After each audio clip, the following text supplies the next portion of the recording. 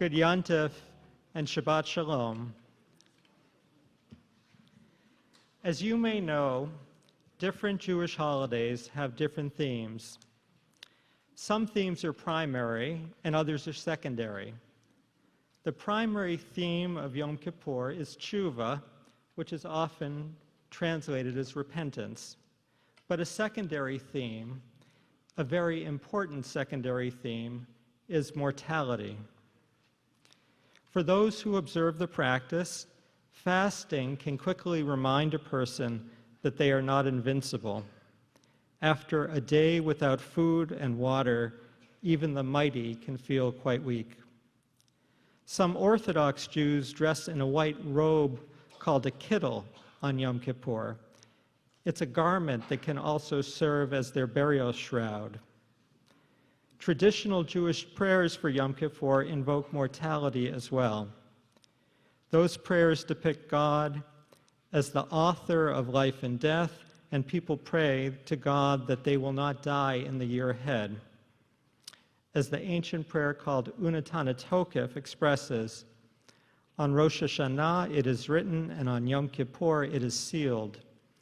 How many shall pass away, and how many shall be born? Who shall live and who shall die? Who in good time and who in untimely death?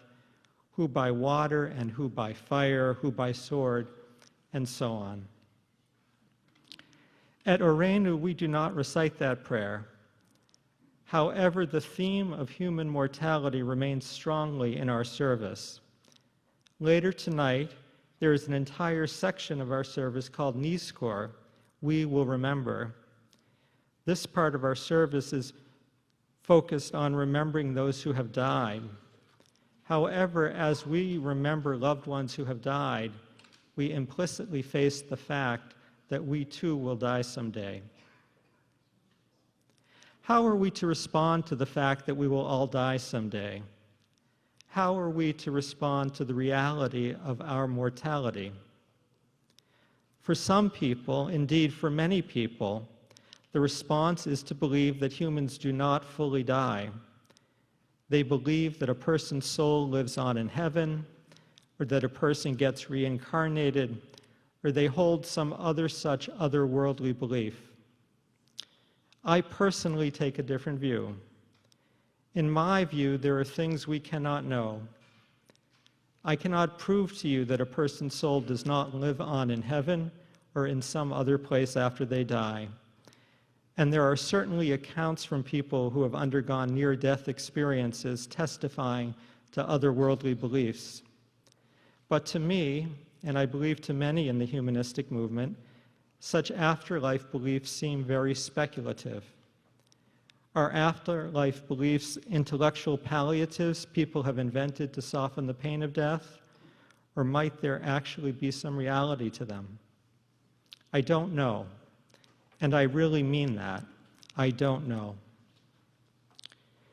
So let me talk about what I do know, or better put, what I do at least believe.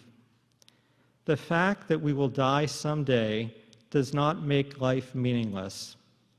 Some people might think, if a thing doesn't last, it doesn't matter. Judaism takes a different view. Judaism teaches that mortality makes life precious. In Psalm 90, the psalmist teaches that a person should count their days, meaning a person should recognize that someday they will die, not so that they will despair, but so that they may attain a heart of wisdom. In just 5 days from now, we will begin a different Jewish holiday, the holiday of Sukkot. And one of the central themes of that holiday is that what is impermanent can also be beautiful. The sukkah booth, after all, is a flimsy, temporary structure built to last just a little over a week, but is also a structure we decorate to make magical, to enter into a different world and experience both the beauty of nature and the splendor of human creativity as we decorate it.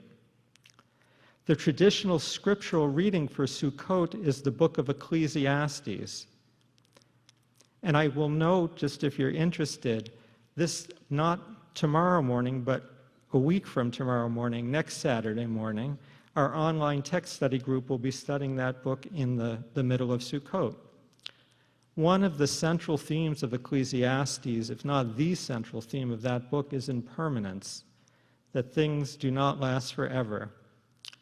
However, Jewish tradition does not call the holiday of Sukkot the season of our impermanence, but rather Zman Simchatenu, the season of our joy. Mortality pushes us to live a meaningful life in this world, to contribute while we can, and to enjoy life while we can. Mortality prompts us to take stock of our lives, to do what we're doing on Yom Kippur, and make the changes that we need to make in the here and now. For example, if our relationships with those whom we love need repair, mortality says, don't wait. Don't imagine that repair will magically occur at some future time, for that time may never arrive. The first real job, or I should say the first paid job I had in the Jewish community was some 30 years ago. I was a graduate student at the time, and I worked in a part-time job as the social action coordinator for Reform temples, Reform synagogues throughout New England. It was essentially the work, tikkun olam work, you might say.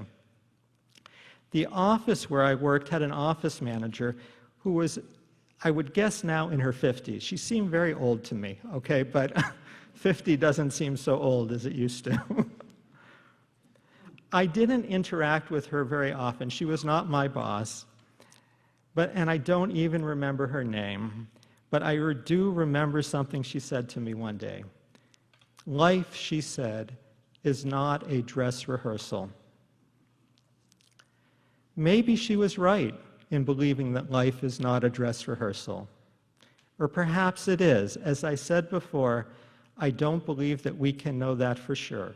Maybe someone else has a different view. That's fine. But I do believe that it's good to live life as though it is not a dress rehearsal. And so, before we enter our formal Kol Nidre service tonight, I would like us to take 3 minutes, I'll time it, 3 minutes, to sit quietly and to consider what is ultimately a very personal question. It's not an easy question to answer, but it's an important question to consider. And the question is this: if this is the only life that you will live, what, if anything, would you want to change about it?